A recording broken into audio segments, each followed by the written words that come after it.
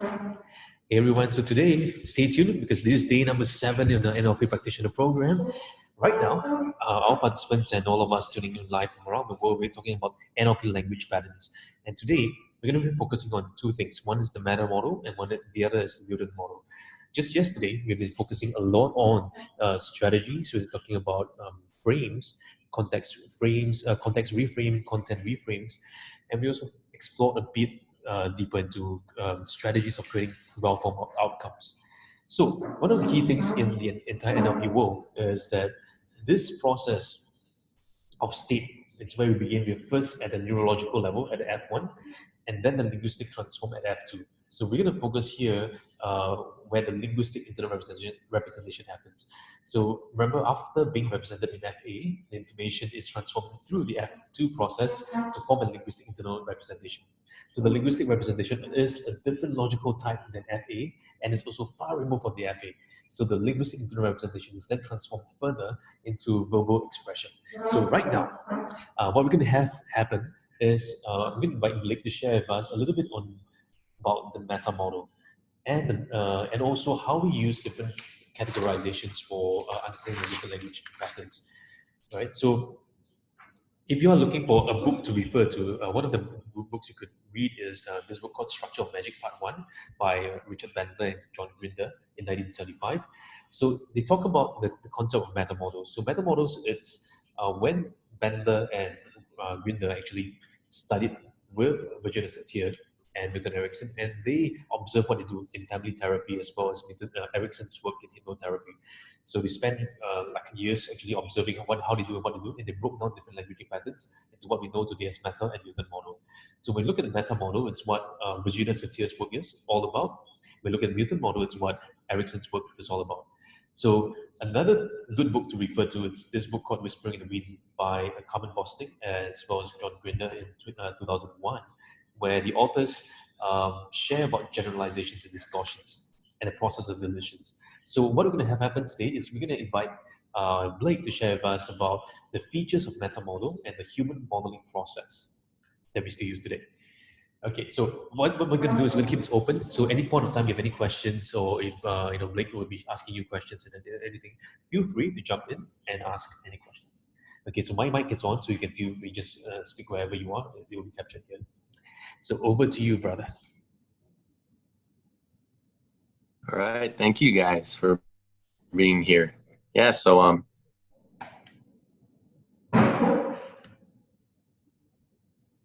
like Jedi said, the founders, the creators of NLP, studying Virginia St. Pierre, Virginia Satir and Fritz Perls and Erickson, right?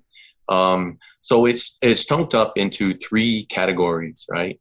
If you can't hear me or if I'm getting cut off, just raise your hand and ask me to repeat what I said.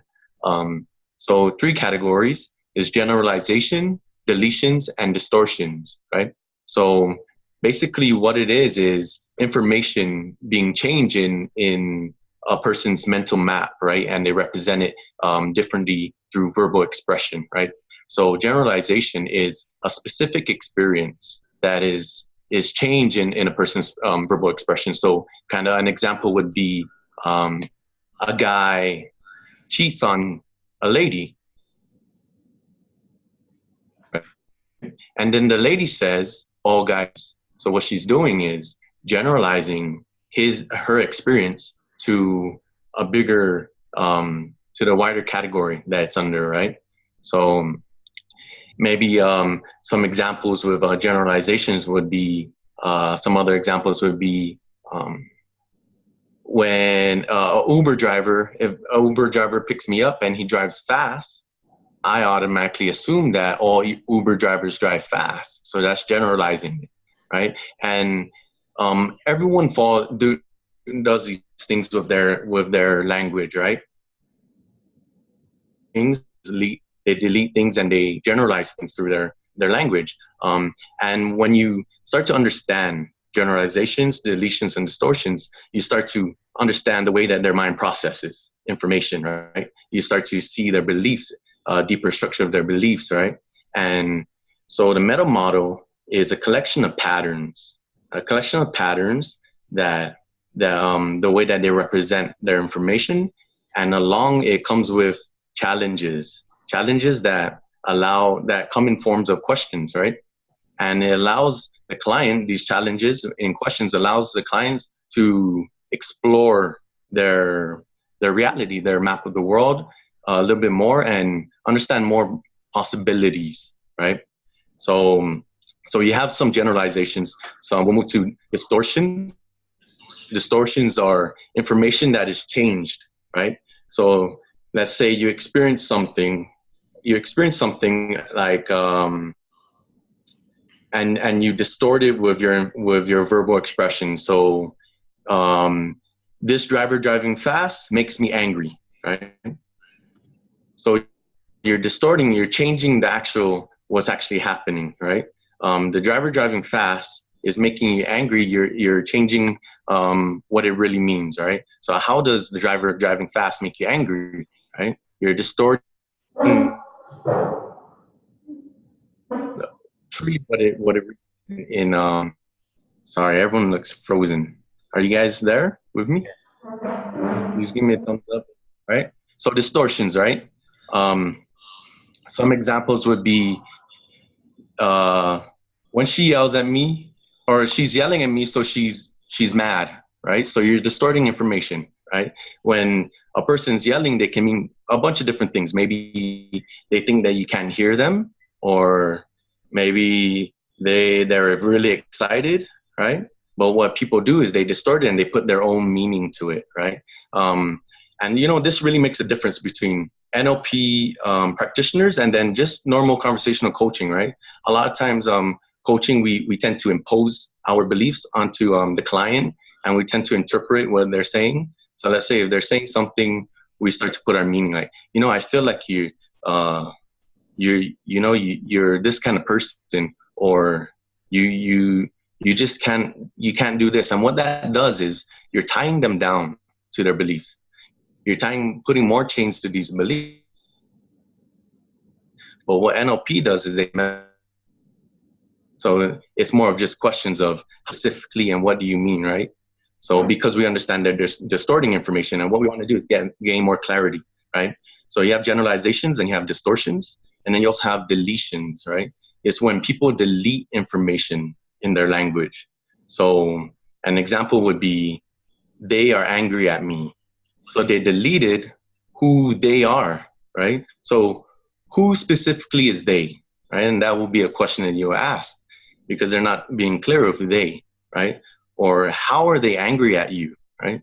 So the client is not being clear with the information that he's giving you.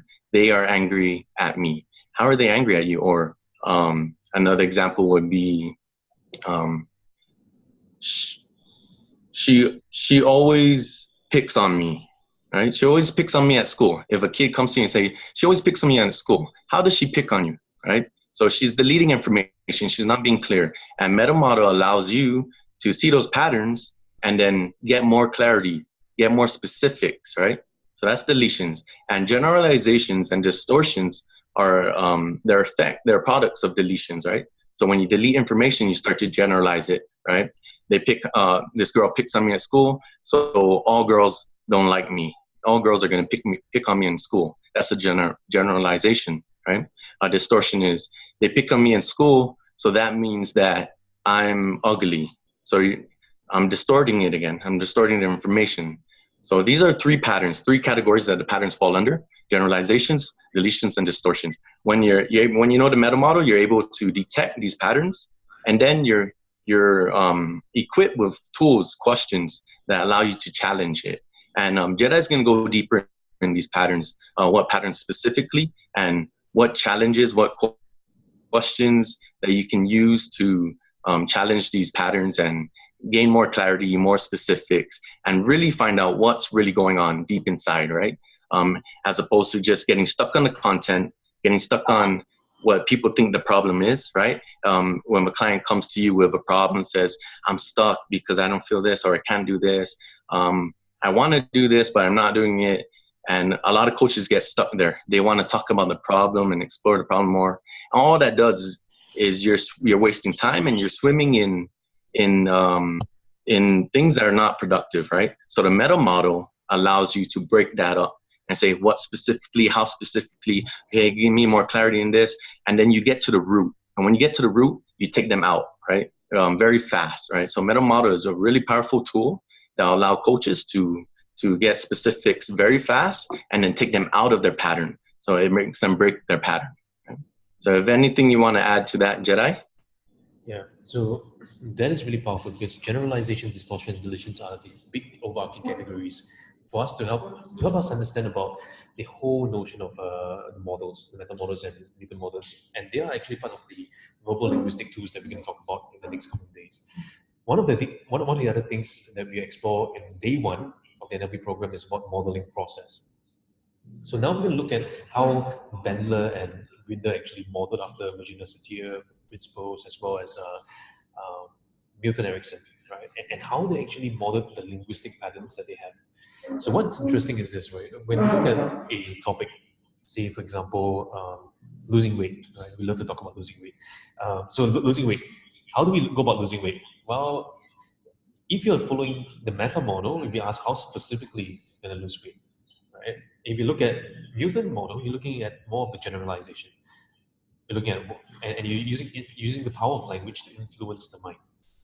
In this part of the program, these 5 days, we are focusing very much on the linguistic advantage for a coach or for a practitioner. Right? So we broke out 2 parts in our 10-day program. The first part is on communication, the response from how do we respond to the responses of the client or the person we're interacting with. The second part, which is this 5 days, is focusing on the linguistic advantage, where how do we actually say things, how do we actually speak things, and how do we actually use words like and using several of these categories to help us frame words better, frame the sentences better. Okay, so Blake, can you share with us a bit more of how these 3 areas of generalizations, distortions, and deletions can apply in our daily lives? Yeah, so like what you're saying, like it represents like the way that we're experiencing things, right? And it represents our beliefs, right? So in our daily lives, we hear it from everyone, we hear it from ourselves, right? And it's normal, right? So a lot of times the way you can use this in our daily lives is just being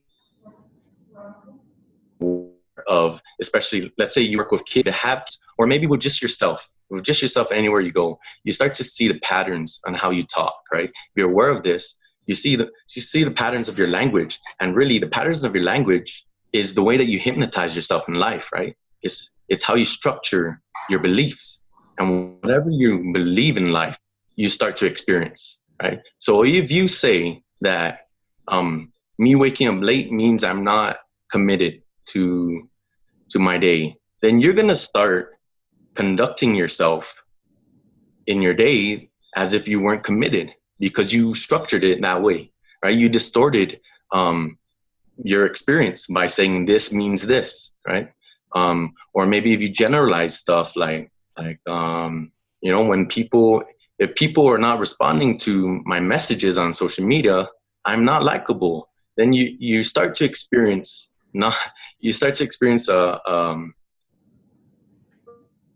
you're not being liked in social media because that's what you're focusing on, right? So your language, it guides your attention and it structures your beliefs, right? So in life, you can use it in so many ways, right? The way you talk to people, the way you talk to yourself, and the way you help coach people. Because for you guys as coaches, it'll really, really show you a lot more of how your clients are thinking, how their beliefs are set up, and how you as coaches are guiding them to their solutions, right? Sometimes a lot of coaches, they start to impose their beliefs, their structures, their generalizations, their deletions, their distortions. They impose it on their clients, and they start, maybe they might solve a certain problem, but they end up moving the client into another problem, which is kind of what NLP was trying to move away from therapy with, right? So when we do that as coaches, we kind of back and forth with what therapists were doing, right? So it's very powerful when you learn these patterns. You start to be aware, okay, I don't want to say this to my client because I'm gonna start to tie them down to this belief, right? and the clients really opened up. They're exposed. They're easily hypnotized by our language when they participate with the coaching session. They open up and they give us their trust, right? So anything we say is very powerful. So it's good to be aware of these patterns. That way you can be aware of the way you speak to others and the way you speak to yourself, right? So yeah. Yeah, that's really good. And if So you guys have any questions yeah, for more clarity, I can explain more. confusing, lost, lost. Thinking. Okay, so let me relate this the generalization, distortions, and deletions to our ICF competencies, right? So for our audiences who are watching us live, okay, so refer to the ICF competency. This is where you look at competency number 6 and 7, powerful questioning as well as direct communication. So think about this. When we are learning to structure a question, how do we go about structuring the question? Are we asking the question to get more generalization of the topic or the context or the content, or are we asking this question to gain deeper understanding in terms of the specifics of the topic? So the way we design the questions based on these categorizations will help us to either dive deeper, elucidate more of what the client is saying, and unravel, the mysteries or the hidden strategies or tactics that the clients are employing. When we use distortions and deletions, that's when we can apply the concept of direct communication with clients using metaphors, using analogies, using different strategy, verbal patterns to help the client to see the world differently. So, for example, one of the things I always say this, right? People say in terms of losing weight, well, I'm fat, I want to lose weight because I'm fat. Okay, then what do you want? I want to be not fat. So he's still saying fat. When he says fat, I want to be not fat, it just tells you there's a double negative here, right? Not fat. So how then, as a coach, I would ask a question. People would say, most coaches would say, well, what does it take for you to be slim? What does it take for you to get the body you deserve? What does it take to be this? But all those questions are useless. The best response to this client is to use what we call either a Meta or Milton model, and I will use a Milton model in this case, right? So if he says, I want to be not fat, then I will ask this question: what would you being not fat look like? Or what does not fat look like for you, or feel like for you, or sound like to you? So we negate the double negative that he has, because his focal word is too fat, right? So if I change the word fat, it loses the meaning in this word. But by having and maintaining the phraseology of not fat and say and negate the double negative, now using this method of Miltonizing him, he is now in a state where, okay, what on earth is talking about, right? Now his gut is lowered down and we can enter his world. So using generalization, distortions, deletions are a broad category of how we can actually use this to actually go deeper with the clients in terms of the coaching process, listening process, or questioning process. So any questions from anyone before we go deeper? So if a client is negative, we will use a negative to make a positive. That sort of. Depends on the context. Yeah, depends on the context. Yeah, depends on the context. Yeah. So if let's say the context are very sensitive, then we should use a different method. yeah, then we use different categorizations of the linguistic patterns to actually use it for the client. Yeah. So sometimes the clients may say, hey, I'm like this. I've been 10 kg over, or I'm like 30 pounds over. Yeah, pounds. Okay, so 30 pounds over or 10 kg over, and I just can't seem to lose any weight. Right? I know why. It's because of my bad genes. So that's what you're hearing. What have they deleted? What have they distorted? What have they generalized? So in that situation, your clients probably have generalized that the reason I'm fat because of my bad genes. But is that true? So then the question is, if I'm going to use a meta model approach, I'll ask the question, well, is that true for all? Because what the person has just done, they use a universal generalization. The reason I'm fat because of bad genes. So is it true that people with fat genes will be fat? Is that true for everyone? Right? So that's when we're challenging the assumption or challenging the presuppositions hidden behind the linguistic pattern. Yes, and these challenges, what it does, it allows you to break their patterns, right? It allows you to like open their mind up and actually like think about it and realize that I don't know what I'm saying actually, like just saying what that example that Jedi was using. If you ask them, have you ever gained weight? Have you ever seen anyone with good genes that's gained weight? And they're gonna say, yeah.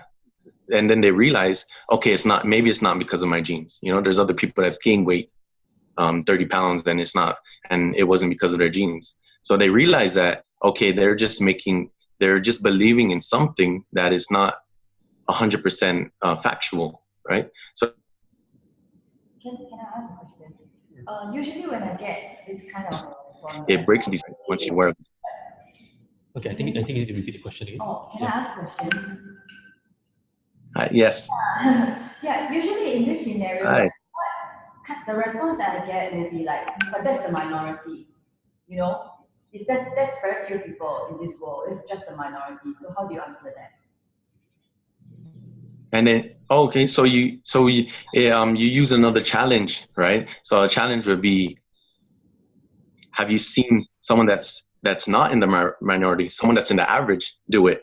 And if they say yes, then you're breaking the pattern. If they say no, then you can throw another challenge, right? You can throw a challenge of, so who says that, right? Or yeah, so if you challenge them, you ask them who says that, it makes them realize that they're making it up, or they don't know where they heard it. They're just believing something that they've heard before, right? No, as in like they will say, out of 10 people, only one breakthrough. So Sorry, that's one moment. minority. What about the other 9? Can you hear me? Let me put on earphones so I can hear you better. I'm unmuted. No, it's okay. This mic will speak up. Yeah. Do we mute? Yeah, one moment. I'm gonna put on earphones. That way I can hear you better. Yeah.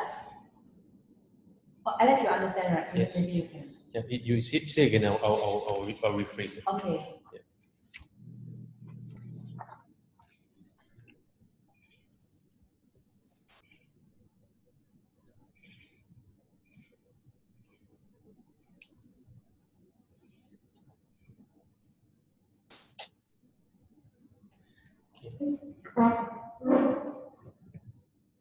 So while we're waiting for Blake to install that, you can say that again. I help you rephrase. Sorry. You can repeat that. I help you rephrase. Oh, yeah. Because he was saying that, let's say you were talking about slimming, right? Yeah. Fat genes, right? Yeah. So you would challenge the other person to say that, are there examples of people with fat genes but they managed to stay slim? Yeah. So actually the answer is yes. Yes. Okay? But then you would challenge people and say, yeah, but that's the minority. Only 1 out of 10 managed to do it.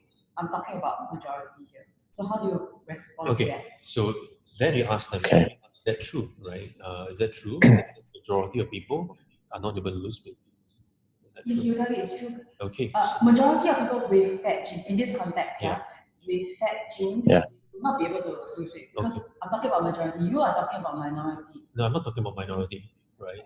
I never mentioned about minority. Okay. All I just said was that someone with such a gene, Yes. right, does not mean that you have to stay fat. Yeah, then yeah. Do you want to stay fat? I would like to. You like to stay fat? Yes, I would like to. But the people who manage to do it are like a minority. It's just 1 out of 10. My chances are low. Okay. So do you want to stay Yeah. fat? So No. Okay. So you're looking for that missing incongruency between what they want and the self-justification that they have for the reason they're not able to achieve it. I'll go along this line. Yeah. So keep asking them, what is it you want? Yeah, because it has to tie up to the highest outcome, which is the ecological approach, right? So whether does that help him to eventually get what he really wants? You see, when someone says challenges you back this, that you tell them, hey, fat genes means that the minorities will get fat genes, but for me, I'm part of the majority, so I can never be slim. Actually, what he's trying to say is that it is too difficult to get there. Yeah. It is too difficult. I don't believe that I can do it. Correct. I'm the 9 out of 10. I'm not the 1 out of 10. Yeah. It's too difficult for me. So his challenge has nothing to do with you. So from the coach point of view, sometimes coach feel challenged and they feel that hurt. So you must know that when the client responds to you, it's not to you. the response that you hear, It's about their beliefs. it's about their belief. Whatever they How say, they- So you have to, let's say from like, Okay. yeah. So that's really good, right? Making sure that we understand that everything the client says, no matter what it may seem like, it's just about their beliefs, right? Their beliefs about the world and how their map of their world is how they're representing it through language, right? So another example for what you were saying, when they say, but that's the minority, a good challenge. Are you guys there? Right now my phone's frozen, so I'm not sure if you guys hear me. we can hear. Okay, so another challenge would be, who, according to whom, right, is that the minority? Like, who says that's the minority? And then now they have to think about, like, you're right, who says that's the minority? They're going to think about the actual facts, the information that they have, right?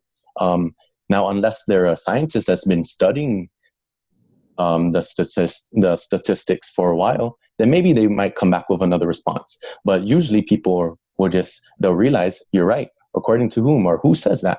And then you're breaking up the pattern. Now they're open, now they're blank. And when they're blank, then you move them forward with a more empowering, I guess, guide, right?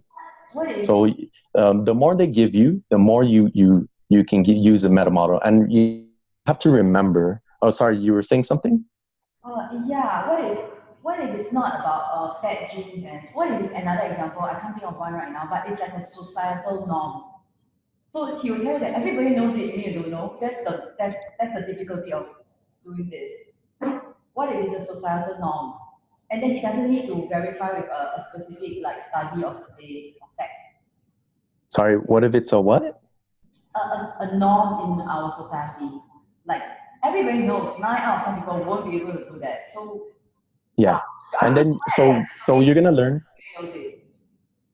Yeah, so when you learn the challenges, you'll know how to challenge them, right? And the questions will be everybody, and you make them think about, like, then they realize, no, not everybody, because they're exaggerating, right? Everybody, I'm considered everybody, and I don't believe, right?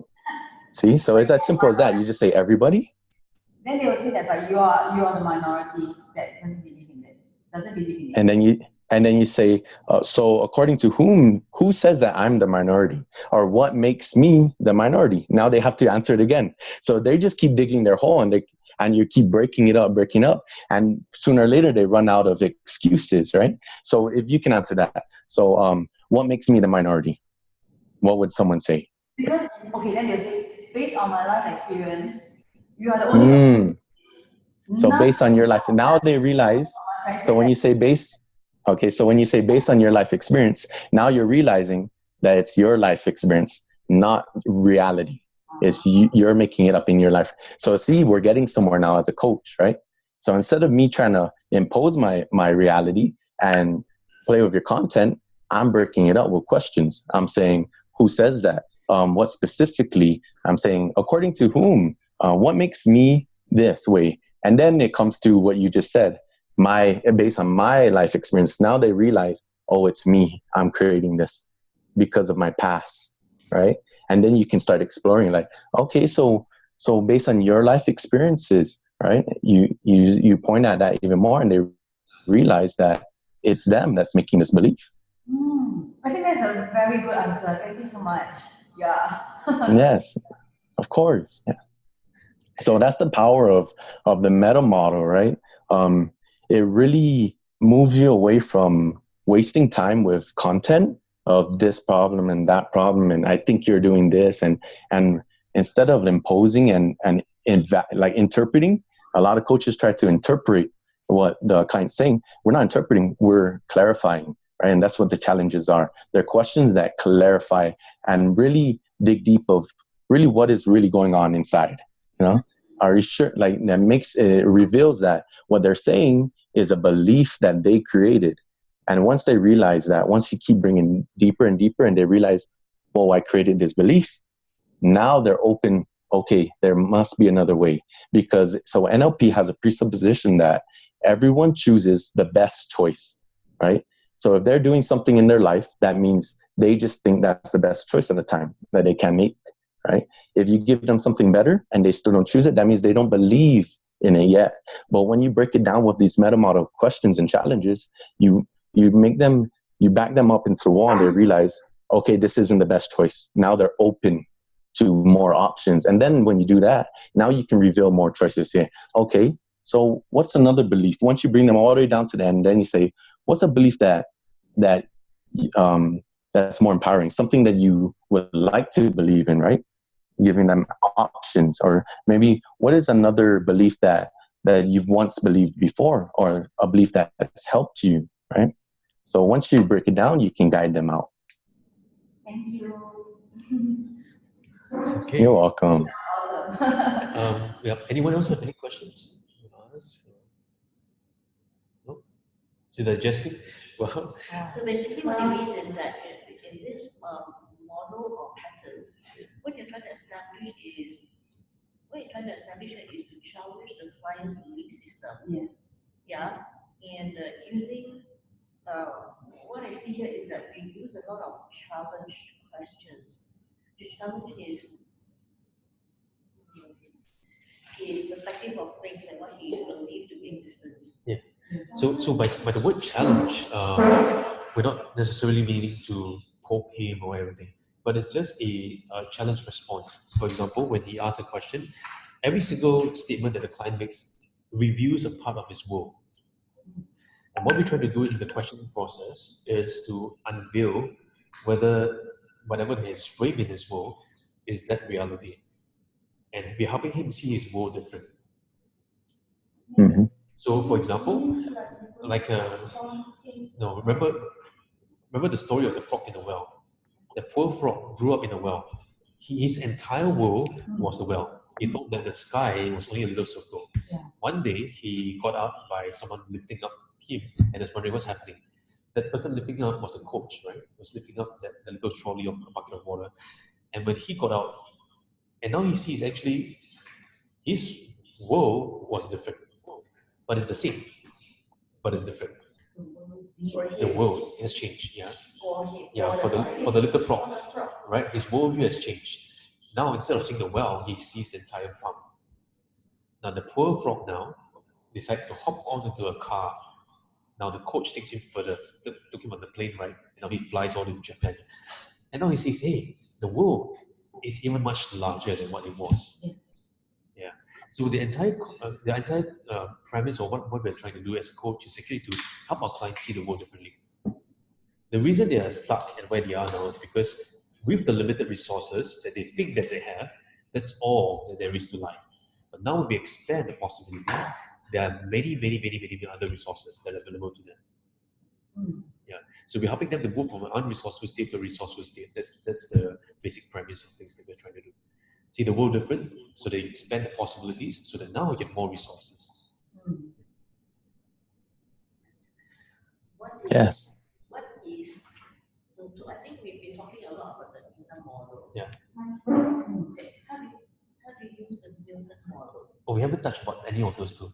Oh, because I thought you were using it. Yeah, so we're just demonstrating how we actually use it. In a while's time, we're going to go deep dive in each one of them. Okay. Yeah. So actually what we're trying to do now is to get someone to think that he can do it when he thinks that he cannot do it, right? Something like that in summary. No. No? No. So what the does, right? It keeps us from trying to change their belief. We're not trying to change their belief. What we're doing is trying to reveal that their belief is made by them and they can change it themselves. And that's all we're doing, right? We're asking them questions to show them that this belief is not necessarily true. But of course, any belief that you choose to believe is true for you. So what we're doing is it's only true because you're choosing it. So we're breaking it so they can keep breaking down and realize, okay, it starts with me. And then you allow them to open up the possibilities and they choose their new beliefs instead of the coach choosing it for them. Yeah. Okay, so if they... And then, sorry, go ahead. If they still refuse to change their beliefs, there's nothing we can do. Or does it mean we need more sessions, more time? Will we irritate them further if we keep harping on this topic? So the meta model will break that break those beliefs, right? And then it's a matter of, so like earlier I said that everyone chooses the best choice for them. So if you help them see a new window with a better choice, they will take that path. And that's just what NLP will believe in, right? So that's a belief itself, but we choose to believe that, and that's the route that we take, right, as NLP practitioners, right? And if they still choose this path, then it just means they don't want help with that problem. Then you're finished. Then it's, let's move on to another problem. Then if you want to keep this belief, right? So it's not. How do we know where to keep Sorry? trying and where to give up? How do we know where to keep trying and where to give up? Like, okay, he really doesn't want it to stop. Simple. You just ask them. So do you want to stick to this belief? Right? Yes. Okay. So that means you're going to keep getting the results that you're getting. Are you okay with that? Yes. Okay. So let's move forward. Let's not waste our time with this. It's as simple as that, right? And as a coach, there shouldn't be any judgment. It doesn't matter if it's, everyone has problems. No one's perfect. Everyone has pros and cons. So it doesn't matter if that belief is causing problems in their life. You have problems too. I have problems. All that matters is, are we wasting our time, or do you want to make change? If they say they want to keep this belief and they're okay with the result, okay, let's move on to another something else that we can focus on, because we're wasting our time, right? Of course, as coaches, we want to say it in a friendly way, in a way where we have rapport, right? But for teaching purposes, this is truly what it is, right? Got it. Thank you. It's the same as helping a client Yes. point of view on his perspective. Is it the same? Similar, Similar. if he wants to. If he wants to, yeah. But we are trying to help him to shift his belief system, see that there's more than what he thinks he believes right now. No, I think No. we're not shifting his belief. We're opening him to more options. Yeah. Maybe I bring you to a belief is about shifting his perspective or his point of view. No. So before you do the shift, it's about helping him to learn about how his belief system happened in the first place. What was his belief system like? Why does he have that belief system? Yeah. Then asking him if he wants, to, is it ecological for him to shift it? Yeah.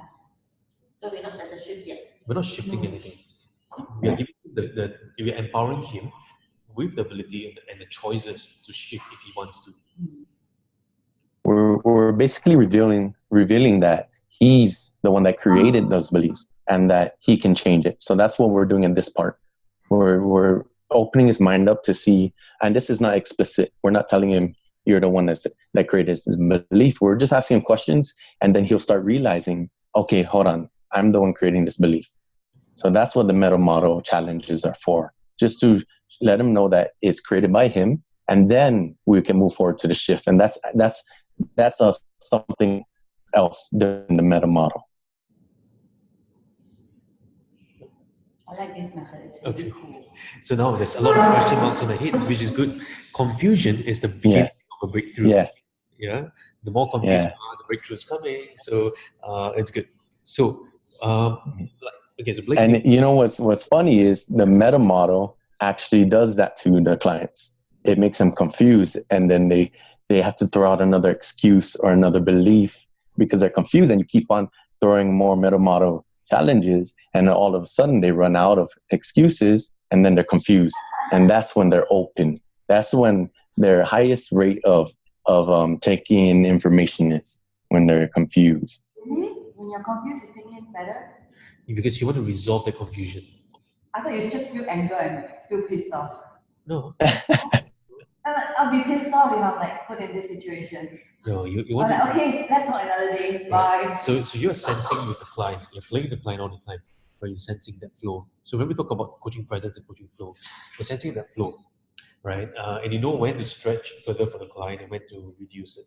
So you're stretching along the way for the client to see a bit more, and then you bring it back, stretch and bring it back, and then helping him to see how he is learning.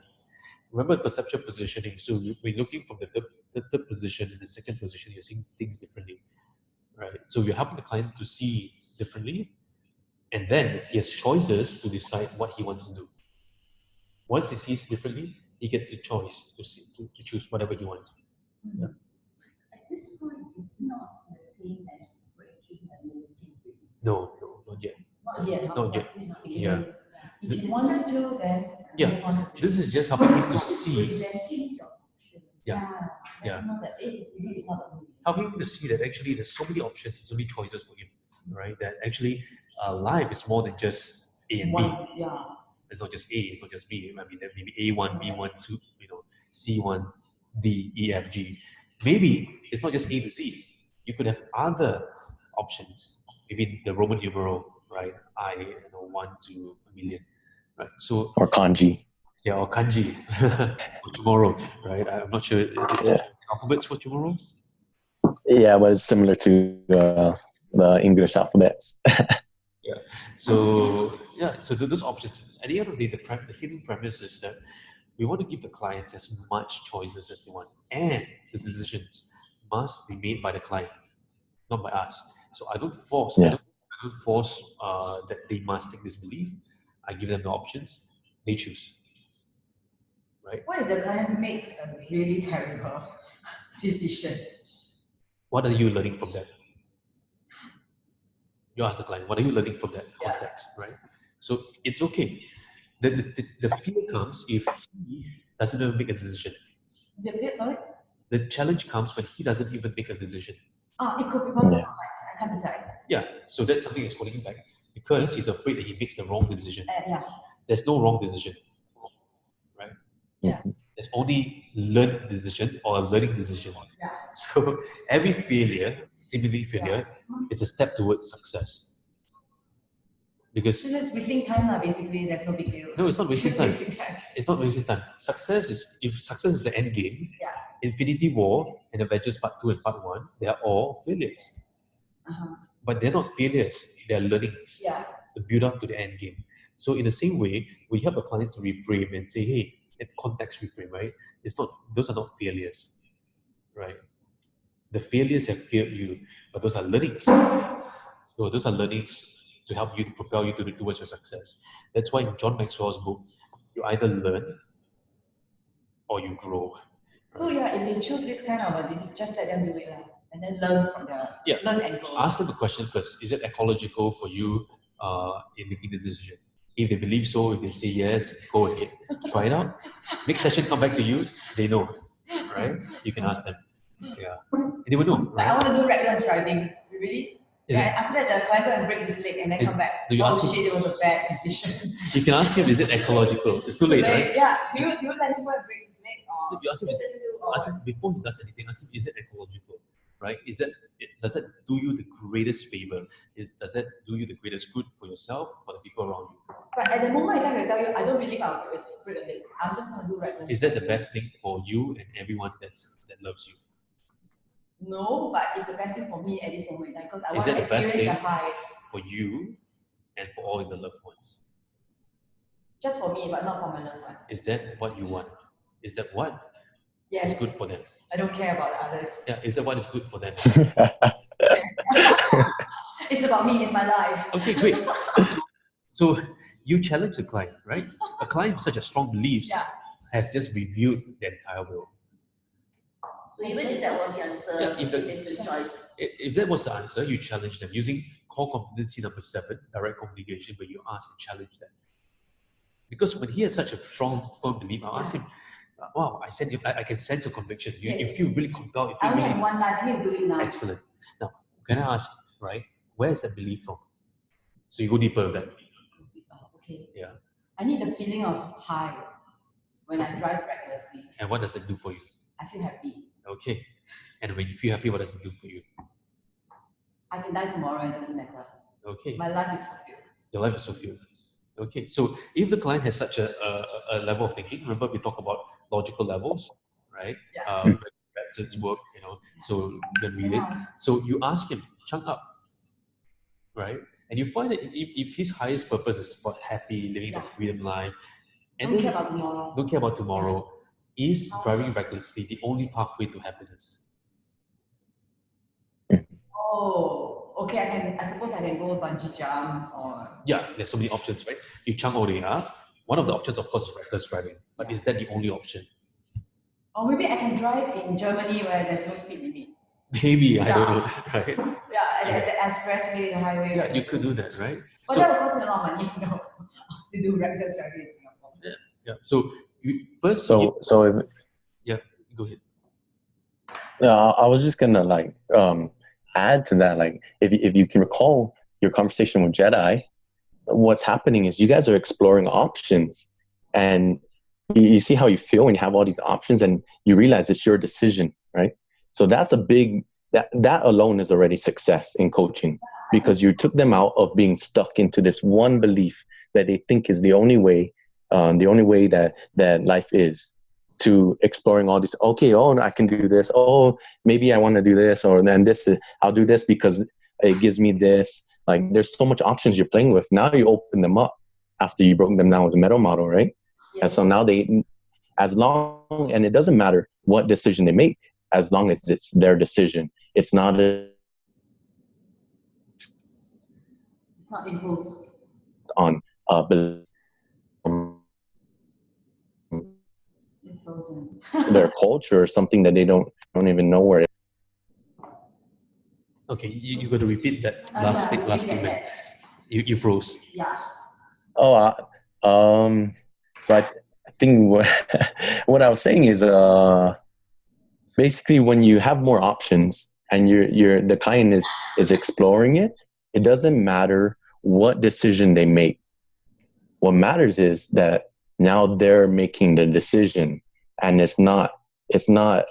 not going about a pattern that they were stuck in, that and they're unaware of, that it's just a belief that they gained through maybe their childhood or through the environment, right? So just exploring options and knowing that they decide whatever choice they make is a success of its own. And it doesn't matter what decision they make. It doesn't matter whether you as a coach believe it's not the best decision. It doesn't matter if you see like that it probably moved them into another problem. As long as it's the client's decision, that's the goal of the meta model, is to let them realize that these beliefs they're not choosing, it's just a pattern they're in and they're stuck. And then when they realize that, you give them the power to choose whatever belief you want now. Okay, that's great. So we'll be going deeper in a couple of moments time into the context of meta models and model model. So thank you for spending this short time with us. I know it's pretty late. Yes. Hopefully next time the connection will be better. Yeah. Because I think even when I'm seeing you freeze, it's making me not sure if you guys are hearing me. So I'm losing my train of thought when it's freezing. But yeah, hopefully you guys gained enough information to move forward. And as Jedi explains the specifics now, he's going to break down the specifics with the exact meta models and the exact challenges, right? And that's the fun part. That's when you guys are going to have tools to really use, and they're very powerful. So I'm excited. Yeah, so it's going to be fun, all right? So we're going to be organizing some NLP programs in the US in a couple of months' time. So stay tuned for those of you who are watching, and we're gonna be tuning right back to you guys soon. So thank you, Blake, and thanks everybody for tuning in today. Thank you. All right.